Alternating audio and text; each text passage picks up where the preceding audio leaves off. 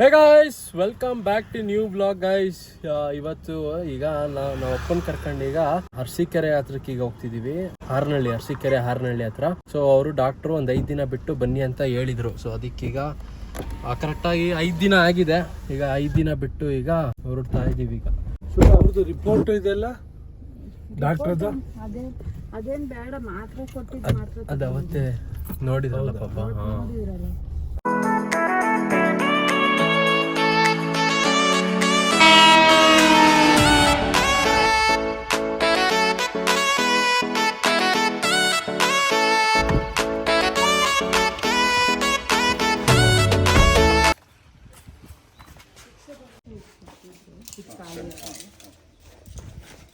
ಕೈ right side ಅಲ್ಲ ಇದಾಗಿದ್ದು.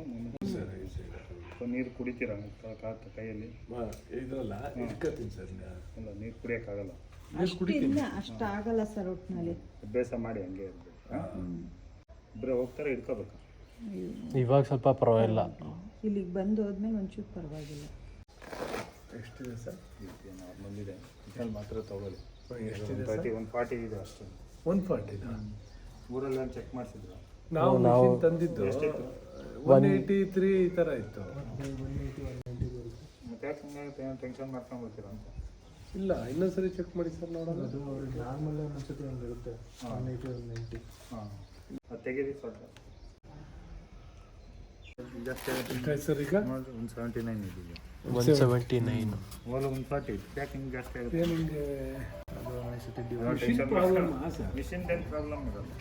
ಅಷ್ಟು 2 ನಿಮಿಷಕ್ಕೆ ಎಲ್ಲಿ ಸರ್? ನೋಡಿ, ಅದಕ್ಕೆ ಹೇಳ್ತಾ ಇರೋದು. ಮನೇಲಿ ಎಷ್ಟು ಬಂತು?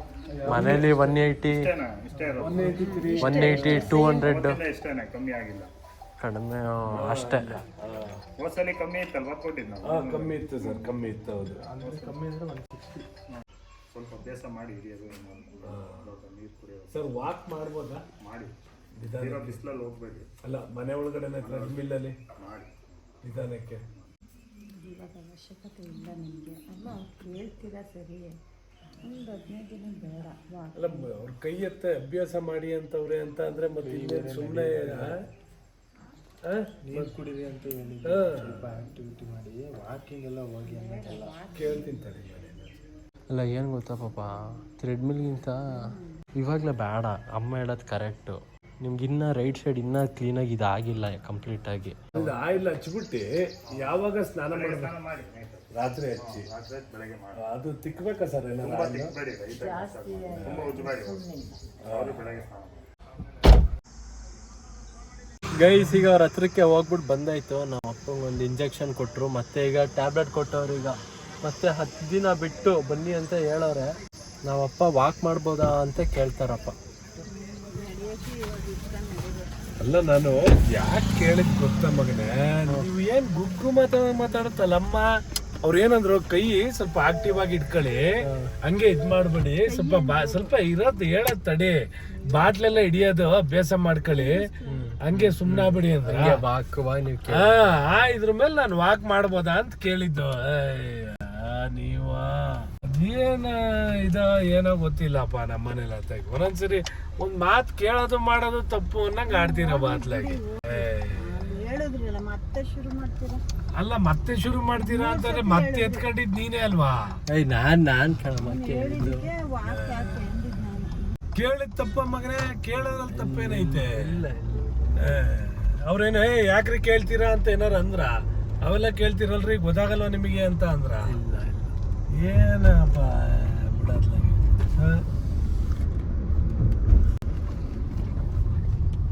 ಗೇಲಿ ಮಾಡೋದೇ ಆಗೋಯ್ತತ್ಲಾಗಿ. ಇತ್ತೀಚಿಗೆ ಜಾಸ್ತಿ ಗೇಲಿ ಮಾಡಕ್ ಶುರು ಆಗ್ಬಿಡೈತೆ ಎಲ್ಲಾರ್ಗು. ಇನ್ನೇನ್ ಮತ್ತೆ, ಅದು ಗೇಲಿ ಮಾಡ್ದಂಗೆ. ಅದು ನಡಿಯಕ್ಕೆ ಕರೆಕ್ಟಾಗಿ ನಡಿಯಕ್ಕೆ ಆಗಲ್ಲ, ನೀವು ವಾಕ್ ಮಾಡಕ್ ಕೇಳ್ತೀರಾ ಅಂತ ಅಂದ್ರೆ ಅದು ಗೇಲಿ ಮಾಡ್ದಂಗೆ ತಾನೇ ಅದು.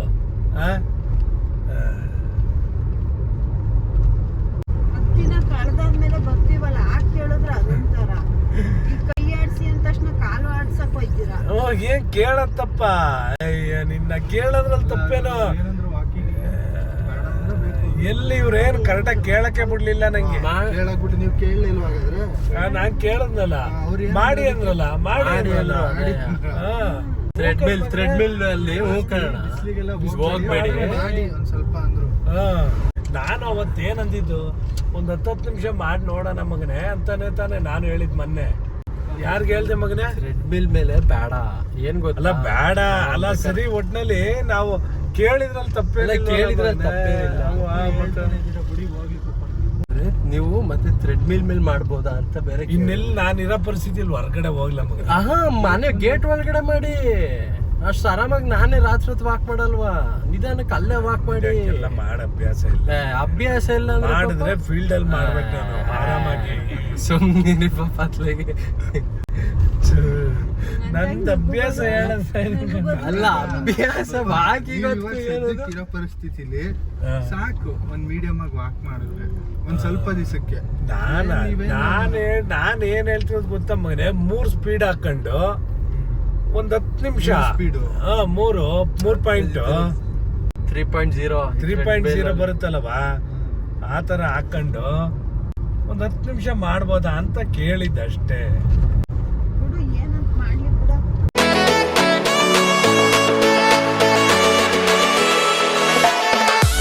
ಗೈಸ್ ಅಲ್ಲಿಗೆ ಹೋಗಿ ಬಂದಾದ್ಮೇಲೆ ನಮ್ಮಮ್ಮ ಇವಾಗ ಊಟ ಹಾಕೊಟ್ಟವ್ರೆ. ಇವಾಗ ಏನ್ ಗೊತ್ತಾ, ನಮ್ಮಮ್ಮ ಈಗ ಎಲ್ಲ ಅಡುಗೆಗೂ ಈಗ ಕೊಬ್ಬರಿ ಎಣ್ಣೆನ ಈಗ ಯೂಸ್ ಮಾಡ್ತವ್ರೆ. ಅದು ಟೇಸ್ಟ್ ಇವಾಗ ಸ್ವಲ್ಪ ಟೇಸ್ಟ್ ಅದು ಒಂಥರ, ಅದು ಅಷ್ಟು ಈ ತಿನ್ನಕ್ ಆಗಲ್ಲ ಅಲ್ವಾ ಪಾಪ, ಅಂದ್ರೆ ನಮಗ್ ಅಭ್ಯಾಸ ಇಲ್ವಲ್ಲ ಅದಕ್ಕೆ ಹಂಗೆ. ನಿನಗೆ ಅದು ಯಾವ ಟೇಸ್ಟೂ ಗೊತ್ತಾಗಲ್ಲ. ಚೆನ್ನಾಗಿದೆ ಒಟ್ಟಿನಲ್ಲಿ, ಮಾಮೂಲಿ ಅಡುಗೆ ಹಂಗೆ ಇದೆ. ಅಭ್ಯಾಸ ಆಗುತ್ತೆ ಹೆಂಗೆ ಅಂದ್ರೆ, ನಾವ್ ಯಾವಾಗ್ಲೂ ಡೈರಿ ಹಾಲೇ ಕುಡಿತಾ ಇದ್ವಾ, ಇಲ್ಲಿಗೆ ಬಂದ್ಮೇಲೆ ನೋಡು ಆಂಟಿ ಅಲ್ವಾ, ಆಂಟಿ ಹತ್ರ ಹಾಲು ತಾಳಕ್ ಶುರು ಮಾಡಿದ್ವಾ, ಅಡ್ಜಸ್ಟ್ ಆಗೇ ಬಿಟ್ಟು ಅದಕ್ಕೆ. ಅಡ್ಜಸ್ಟ್ ಆಗೈತೆ, ಬಟ್ ಆರು ಕಾಫಿ ಕುಡಿಯಕ್ ಆರು ಅಂತಾರನೆ, ಅಂದ್ರೆ ಆ ಟೇಸ್ಟ್ ಇಲ್ಲಿ ಬರಲ್ಲ. ಅಲ್ಲ ಕುಡಿಬೋದು ಮಗನೆ, ಅಭ್ಯಾಸ ಆಯ್ತಲ್ಲ, ಅಭ್ಯಾಸ ಆಗೋ ತನಕ ಅಷ್ಟೇ. ಏನಂತೀಯ? ಸುಮ್ಮನೆ ಇರೋ ಮೇಲೆ ವಿಡಿಯೋ ಮಾಡ್ತಿಲ್ವಾ ಪಾಪ? ನಮ್ಮ ಮನೇಲಿ ಸಣ್ಣ ಸಣ್ಣ ವಿಚಾರಕ್ಕೆ ಯಾರು ಪಾಪ ಹುರ್ಕೊಳ್ಳೋದು ಕರೆಕ್ಟಾಗಿ ಹೇಳಿ.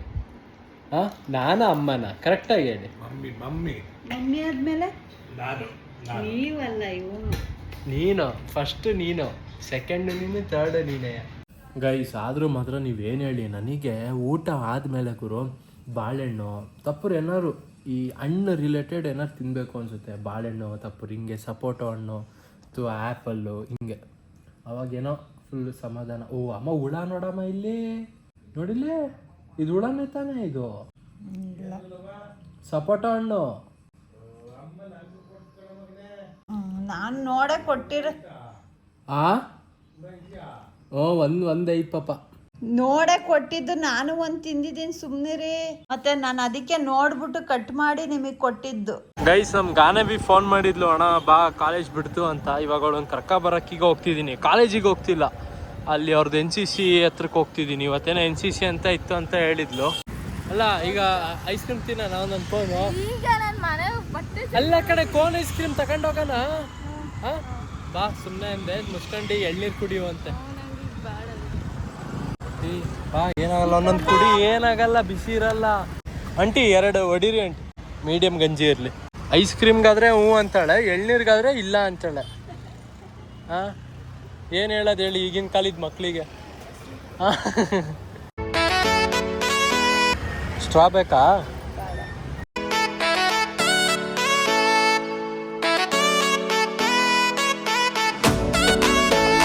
ಎಳ್ನೀರಿನ ರೇಟ್ ಏನಾದ್ರು ಜಾಸ್ತಿ ಆಗೋ ಚಾನ್ಸ್ ಇದೆಯಾ ಆಂಟಿ? ಒಂದು 15 ದಿವಸ. ಒಂದು ಎಷ್ಟಾಗುತ್ತೆ? 60ರಿಂದ 70ಕ್ಕೆ ಹೋಗುತ್ತಾ? ಮಿಕ್ಸರ್ ಗಾಡಿ ಹಂಗಂದ್ರೆ ಏನಂటే? ಹಾಂ ಎಲ್ಲ ಸೈಜ್, ಎಲ್ಲ ಸೈಜ್ ಮಿಕ್ಸಲ್ಲಿ ಇರ್ತವೆ. ನೀವೇನೇನು ಬೆಳೆದಿದ್ದೀರಾ ಆಂಟಿ? ನೀವು ಹಣ್ಣೇನಾರು ಬೆಳೆದಿದ್ದೀರಾ?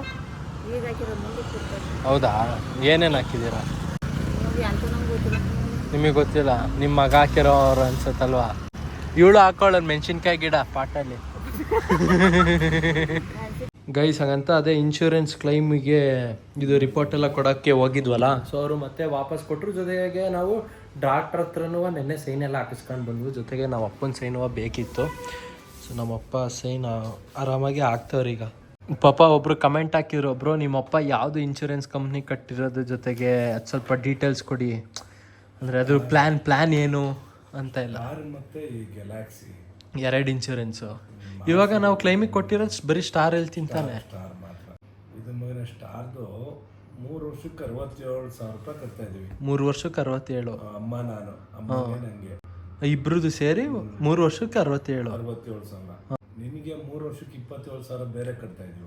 ಗೈಸ್ ಹಂಗಂತ ನಾವಪ್ಪ ನಂದುವ ಆಕ್ಚುಲಿ ಹೆಲ್ತ್ ಇನ್ಶೂರೆನ್ಸ್ ಮಾಡ್ಸವ್ರೆ. ಇದು ಕಂಪ್ನಿ ನೇಮು ಗ್ಯಾಲಕ್ಸಿ ಅಂತ. ಇದಕ್ಕೆ ತಮಿಳ್ನಾಡಿಗೆ ಹೋದಲ್ಲ ಆ ಟೈಮ್. ಆ ಟೈಮಲ್ಲಿ ನಮ್ಮಪ್ಪ ಮಾಡಿಸಿದ್ರು. ಫಸ್ಟೇ ಬೈಕಲ್ಲೆಲ್ಲ ದೂರ ಎಲ್ಲ ತಿರ್ಗಾಡ್ತೀನಲ್ಲ ಅಂತ ಹೇಳು. 26.5 ಅನ್ಸುತ್ತೆ. 3 ವರ್ಷಕ್ಕೆ 26.5. ಗೈಸ್ ನಮ್ಮಪ್ಪ ಇವಾಗ ಶೆಡ್ಡಲ್ಲಿ ಕೂತವ್ರೆ.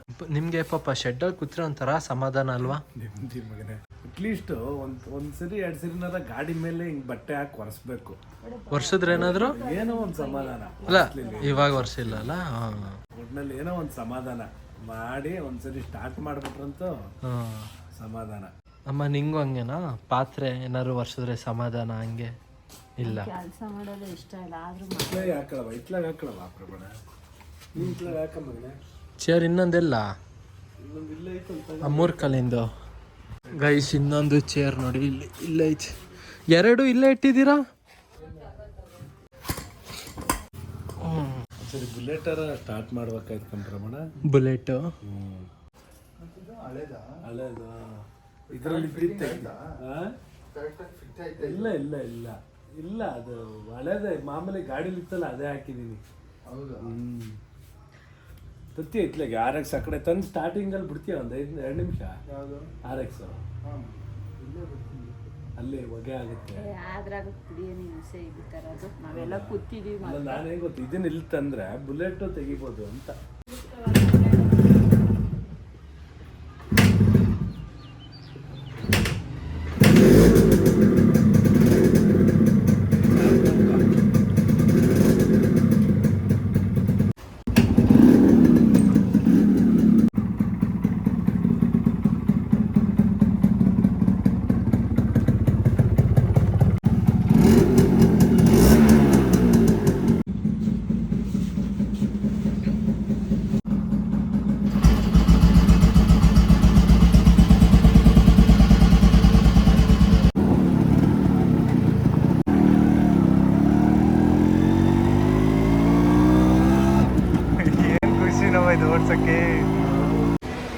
ಗೈಸ್ RX-ಗೆ ಹಂಗೆ ಬಂದ್ವಾ ಒಂದು ರೌಂಡ್, ಜೊತೆಗೆ ಹಂಗೆ ಏರ್ ಬೇರೆ ಕಡಿಮೆ ಆಗಿತ್ತು. ಹಂಗೆ ಈಗ ಏರ್ನು ಹಂಗೆ ಓಡಿಸಿದೀವಿ. ಈಗ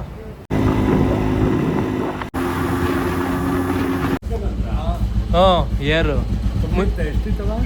ಎಷ್ಟಣ ಇತ್ತು? 17 ಇತ್ತಾ? 17 ಅಂತೆ ಫ್ರಂಟ್. ಬ್ಯಾಕ್ ಎಷ್ಟಿತ್ತು? ಬ್ಯಾಕ್ ಒಂದು 28 ಇತ್ತು ಅನ್ಸುತ್ತೆ. ಬುಲೆಟ್ ಏನು ಆಫ್ ಮಾಡೋದೇ ಏನೋ? ಪೆಟ್ರೋಲ್ ಆಫ್ ಮಾಡಿದ್ದೀನಿ.